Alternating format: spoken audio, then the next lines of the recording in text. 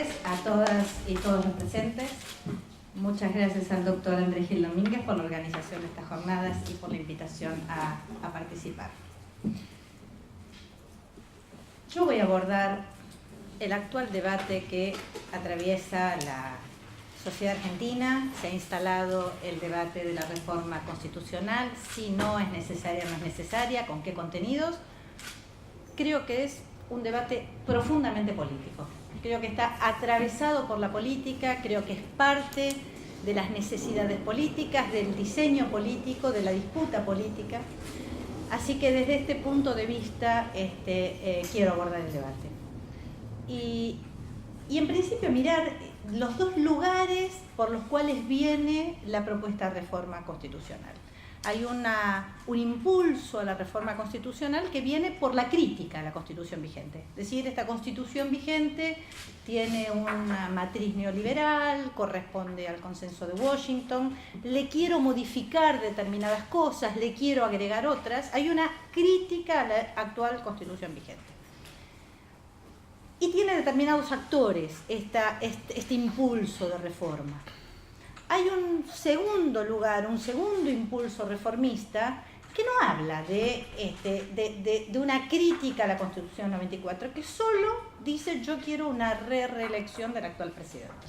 Esto lo han dicho otros actores políticos, se han expresado así gobernadores, algunos intendentes, pero es un dato político importante saber que desde distintas lugares, con distintos actores, en algunos casos coinciden y en otros no, hay dos lugares desde los cuales se impulsa. Una crítica a la actual Constitución vigente y otra que no va tanto a los contenidos, sino precisamente el artículo 90, aquel que está solo permitiendo una reelección inmediata y con un sistema abierto que permitiría alguna otra elección luego de pasado un mandato, ¿no? Nosotros tenemos un sistema de reelección inmediata abierta que podría permitir algún otro mandato luego del esperar un tiempo fuera de la presidencia. Y voy a abordar las dos miradas, ¿no? La primera mirada, esta mirada crítica, esta mirada que pone en tela de juicio a la actual Constitución vigente, uno debe prestarle atención porque también debe decir efectivamente si hay puntos de esta Constitución que son un obstáculo real para el desarrollo de un proceso válido, de proceso de distribución de riqueza, de mejor institucionalidad, de mejor calidad democrática, y si esta Constitución de verdad es un obstáculo para este desarrollo, o si por el contrario, no es que sea un obstáculo, pero le están faltando aquellas cosas que son de tal entidad que ameritan una reforma constitucional. Y entonces, en este caso, debemos recoger el guante y darnos este debate, ¿no? Y con respecto al primer punto, a ver, hay aquí una matriz neoliberal, una matriz que ha achicado el rol del Estado, que ha dejado en manos del mercado la asignación de recursos, una matriz de una Constitución que ha relegado el poder del Estado y que ha dejado allí inerme a aquel ciudadano que no vota todos los días en el mercado, como se dice, ¿no? Y yo quiero marcar que con esta Constitución se han estatizado los fondos de jubilaciones y pensiones. Con esta Constitución se ha estatizado Aerolíneas Argentinas. Con esta Constitución hemos sancionado una ley de medios fuertemente reguladora para marcar, al menos aquellos que la votamos, la ley, marcar una fuerte desconcentración de los medios de comunicación y buscando la pluralización de la palabra. Después hay que ver cómo sale la aplicación, digamos, pero este era un objetivo y se hizo con esta ley. Con esta ley también se dictó una ley de tierras que regula el acceso de extranjeros a la compra de tierras en la Argentina. O sea, ha sido una ley que ha permitido que grandes leyes una Constitución que ha permitido que grandes leyes transformadoras, que uno después podrá estar de acuerdo o no, pero lo que en definitiva está claro es que no ha sido el modelo constitucional que le ha puesto obstáculos a transformaciones muy importantes que se han desarrollado en la Argentina, ¿no? con esta Constitución se han juzgado a los genocidas. Digo, no es poco decir que esta Constitución nos permitió y nos dio elementos de fuerte defensa de los derechos humanos.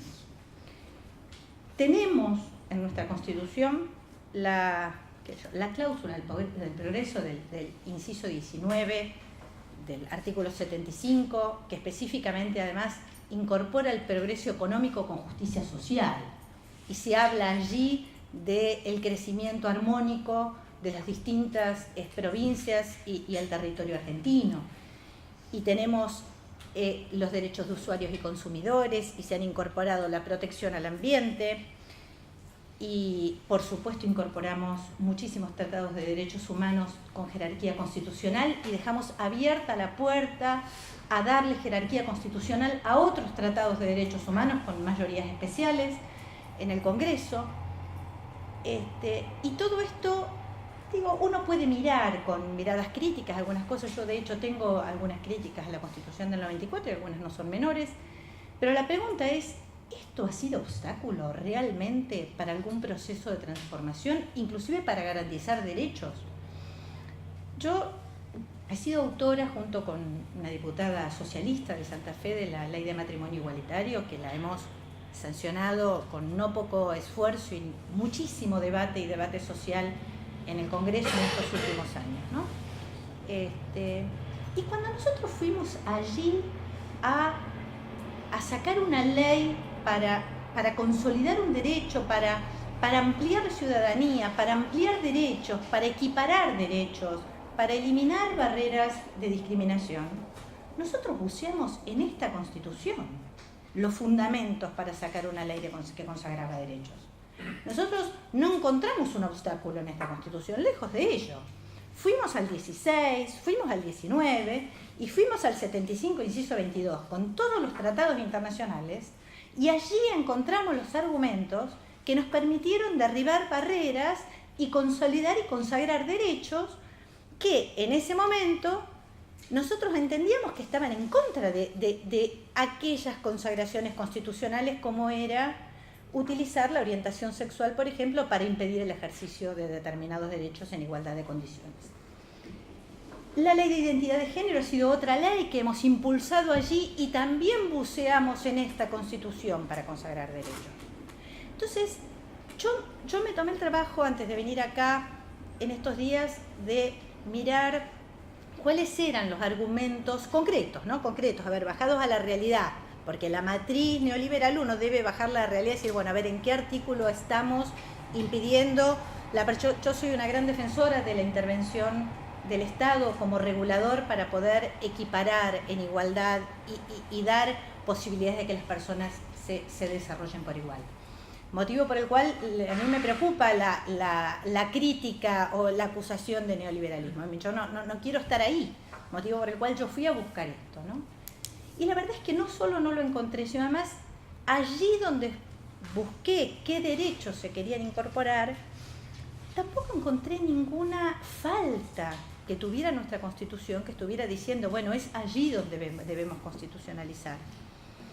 La integración regional, se ha dicho. Bueno, la integración regional es parte de un proceso colectivo. Nosotros ya tenemos los tratados con jerarquía superior a las leyes, y los tratados latinoamericanos en particular, con un tratamiento en particular el inciso 24, con mayorías más flexibles, y allí además tenemos un proceso colectivo. Si nosotros avanzamos en un proceso de integración en UNASUR, en Mercosur, sólido, potente, será allí, en ese marco de acuerdo con los demás países, donde diremos y acordaremos si vamos a incorporarlo a nuestras constituciones. Pero no será la Argentina sola la que constitucionalice por afuera de los acuerdos multilaterales, digo, en estos casos con los demás países. Se habló de la necesidad de garantizar los derechos de los pueblos originarios. Yo creo que acá, en estos casos como en otros, lo que nos está faltando es legislación, no constitución. Si hay algo que falta en el proceso de consolidación de derechos, es voluntad legislativa. Es voluntad legislativa. Nosotros tenemos en el 17 constitucional la garantía para los pueblos originarios de la tierra comunitaria que han ocupado históricamente. Y no se ha sancionado la ley que diga, bueno, ¿qué es esto de la tierra, de la propiedad comunitaria? ¿Cómo es? ¿Cómo se regula? ¿Cómo se accede? ¿Cómo se goza? No hubo voluntad. O sea, allí, más que la barrera constitucional, tenemos una barrera legislativa. Como tenemos barrera legislativa a la hora de hablar de recursos naturales. Los recursos naturales tiene una gran capacidad de regulación la nación. La nación tiene una fuerte capacidad regulatoria, incluso tiene una fuerte capacidad regulatoria en materia de medio ambiente. Y uno debería preguntarse qué hemos hecho con el Código de Minería. Digo, yo, habiendo estado en el Congreso Nacional los últimos 10 años, nos hemos chocado con barreras fortísimas, lo que costó sacar la ley de glaciares. Digo, todo esto para medir que las barreras, en todo caso, en la consolidación de algunos derechos, parece estar más en el ámbito legislativo que en el ámbito constitucional. Yo quería ir a la otra parte, que es aquellos que establecen si debe haber un pasaje a un sistema parlamentario, ¿no? Porque había una vocación de atenuar el presidencialismo y esta vocación finalmente no sucedió del 94 para acá, entonces se habla de cambiar un sistema por el otro. Han sido muy pocas las voces, digo, el ministro de la Corte, el doctor Zaffaroni, histórico defensor del sistema parlamentario, pero desde la política se ha escuchado poco, entre otras cosas también porque el debate político está muy teñido por la reelección. Entonces, muchos sectores políticos ya han dicho que no abren el debate porque tienen miedo que se cuele la reelección por un lado. Y por el otro lado, yo sí estaría dispuesta a discutir si hubo voluntad real y si hay voluntad de los actores políticos de la atenuación del presidencialismo. Digo, esto uno tiene que tener un diagnóstico de qué pasó del 94 para acá. Si el 94 para acá el problema fue la Constitución, o del 94 para acá se acentuó el presidencialismo por acontecimientos históricos sin duda y también por la voluntad política de los actores políticos. Digo, nosotros tuvimos en el 94 un acuerdo entre el gobierno de Menem en concreto, que quería su propia reelección, que negoció una reforma constitucional y se dio allí algunas formas de atenuación del presidencialismo. Está claro que cuando Menem logró su reelección, vació de contenido aquello que iba a limitar su poder. Digo, tampoco era esperable otra cosa. Se votó el jefe de gobierno de la ciudad de Buenos Aires por voto directo, pero se vació de contenido la autonomía. Estaba en la regulación de los decretos de necesidad de urgencia como forma excepcionalísima en la Constitución, pero nunca se dictó la ley para reglamentarlos y para controlarlos. Lo mismo con las facultades delegadas, y es más, las facultades delegadas se fueron prorrogando en masa. Yo creo que después del menemismo, con la crisis de la Alianza en el 2001, con el gobierno de Néstor Kirchner, había una crisis de la autoridad presidencial que también es una circunstancia histórica que significó una acumulación fuerte de poder en la crisis más importante económico-social que tuvo la Argentina. En ese proceso hubo una concentración, hubo una reestructuración, un reforzamiento de la autoridad presidencial. Ahora, se esperaba que a partir de allí hubiera una segunda etapa en este proceso de una mayor institucionalidad, de allá avanzar hacia una mayor democratización del poder de alguna manera. Bueno, la regulación de los decretos de necesidad y urgencia y el uso que se le ha dado en general muy fuerte. Nosotros, el decreto de necesidad y urgencia que estaba previsto como una excepcionalidad, cuando no se podía seguir las condiciones normales para dictar las leyes en circunstancias necesarias, excepcionalísimas que establece la Constitución, hemos dictado el régimen de feriados en la Argentina en plena democracia y aún con una comisión bicameral que supuestamente debe controlar la excepcionalidad y si se podía seguir o no el curso normal para el dictado de una ley. Entonces, allí también es la política la que ha jugado, no es la Constitución la que no nos dio las herramientas. Hubo una ley que se dictó finalmente, la 2622, que permite que los decretos de necesidad de urgencia vivan sine die si no son derogados por las dos cámaras. Bueno, esto ha marcado también que el decreto de necesidad de urgencia se convierta y viva como una ley, aunque no se llame como tal, tenga todos los efectos sine die como tal, ¿no? Entonces yo creo que esto es más un tema de las circunstancias históricas y de una voluntad política concreta de nuestra dirigencia, que es, creo, es una materia de debate. Termino para finalizar con la última parte, que es el tema de la reelección, ¿no? Se ha dicho que se quería la reelección. ¿Con qué argumentación? Porque uno tiene que prestarle atención. Yo creo que hay que prestarle atención, uno, por los actores que lo piden. Segundo, porque la presidenta siempre estuvo de acuerdo con las elecciones presidenciales. Esto no va contra la convicción presidencial. Tanto Néstor Kirchner como Cristina Fernández de Kirchner en Santa Cruz defendieron la reelección indefinida. Y cuando se opusieron a la reelección de Menem, lo hicieron porque era Menem y porque no coincidían con una parte importante de sus políticas, pero no porque estuvieran en contra de la institución de reelección.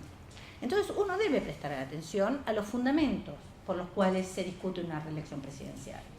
Entre el fundamento central para defender una reelección, y una dicen, uno, no ponerle límites a la soberanía popular; segundo, ¿por qué perder a un dirigente bueno, a un buen gobernante que puede seguir y que la gente lo quiere? Centralmente, digo, esto lo dijo Hamilton, el federalista, pero de algún modo son los grandes argumentos. En contra está la centralización del poder, la personalización del poder, digo, porque uno no impide que un proyecto siga adelante, lo que dice es debe haber recambio de personas, esta tentación humana a poner en uno mismo una capacidad cada vez más grande de poder, el acceso a los medios públicos. ¿Cómo llega un gobernante con una mayor capacidad de acceso a los medios públicos y llega a una campaña en condiciones muy superiores a sus contrincantes? La exposición a los medios, digo, todas estas cosas significaron lo que a mi juicio es una buena decisión finalmente en la Constitución. Ya está, tenemos una reelección inmediata y hay que esperar un turno. Y uno deberá, como pasó en Brasil con Lula, que le entregó a Dilma y tuvo que remar para poner una dirigente, pero consideró que era una dirigente que podía seguir con su proyecto y con el proyecto que tenía el PT. Y de hecho así fue, y la impresión es que la gente votó un proyecto. Nosotros tenemos una reelección, o como fue en Chile, que Lagos a Bachelet, y Bachelet ahora perdió las elecciones, la Concertación, y se entregó el poder. Yo termino diciendo que a mí me parece que la cláusula de la reelección no es bueno tocarla. Creo que no es bueno tocarla, creo que nunca es buena la concentración de poder, creo que es bueno democratizar el poder, creo que esto sí es progresista, la democratización, la participación, empoderar a los sectores más vulnerables, siempre suma la democratización del poder. Y creo que esto sí hay que prestarle atención, porque quienes acá están pidiendo la reelección son gobernadores que además están pretendiendo la reelección en sus propias provincias, o sea, que además no solo piden reelección, sino que saben que defienden la reelección para poder tenerla, como es el caso de Mendoza, el caso de Neuquén, el caso de La Rioja, el caso de Santiago del Estero. Porque tenemos también que aquellos primeros sectores que piden la modificación de la Constitución diciendo que tiene la matriz neoliberal, que hay que agregar derechos, no contestan sobre la reelección. Dicen, bueno, no es lo importante, no, bueno, pero concretamente, ¿usted votaría o no votaría una reelección? ¿Habilitaría una reelección indefinida como hay en Venezuela con mandato de 6 años, en ese caso, indefinida? Bueno, yo creo que no se puede tener, pero ninguno dice que no. Entonces yo la impresión que tengo es que acá sí nos encontramos con una construcción de un relato donde se pide por algún lado, se cuestiona la matriz, por otro lado se habla difusamente de incorporar derechos, otros piden directamente la reelección, pero que la gran discusión se está armando este relato hablando de concentración del poder, porque la definición termina estando en un lugar. Que yo creo que la construcción del relato se hace porque si Cristina Fernández de Kirchner, la presidenta, decide ir por la reelección, ya tiene un mandato, ya tiene un relato hecho y un tema instalado para poder hacerlo. Y si no lo decide, habrá tenido la posibilidad también de consolidar mayor poder en un proceso donde la dificultad de encontrar su sucesión es uno de los aspectos, tal vez el mayor problema que tiene el Frente para la Victoria en esta etapa. Así que creo que el tema de la discusión sobre la reforma constitucional y en particular el tema de la reelección sí es un tema de agenda, es un tema instalado, es un tema que puede pretender consolidarse y creo que hay que tomárselo en serio para poder discutirlo de verdad con buenos argumentos. Muchísimas gracias a todos.